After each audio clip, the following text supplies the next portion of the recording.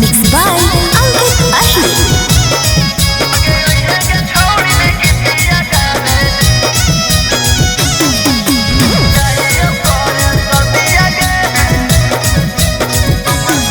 आगे हमर जवानी चढ़ल है, तोहनी के भाव बड़ी बढ़ल है।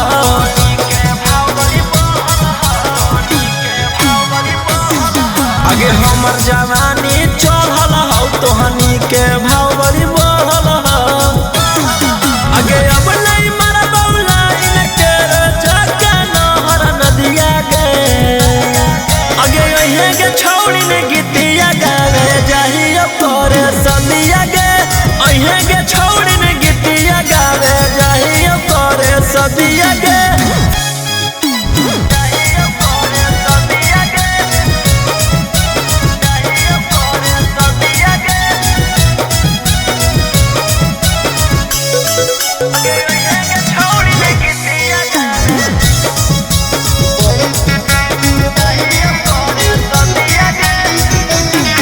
आगे ही लगनिया में बाजा बजबैबौ, तोहनी के आन पर मोगी लेके अइबौ। आगे ही लगनिया में बाजा बजबैबौ, तोहनी के आन पर मोगी लेके अइबौ।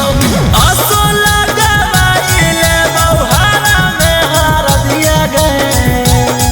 आगे यहीं के छौड़ी ने गीतिया गावे जाहियो तोरे सदिया गे।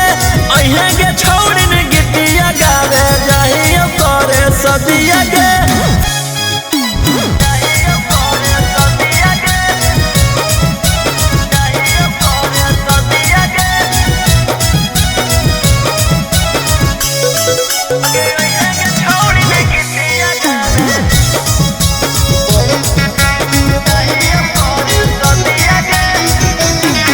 अब छोड़ दे के छौरी पटावे लगी माल गे।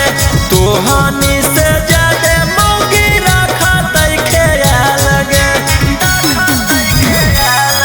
अब छोड़ दे के छौरी पटावे लगी माल गे।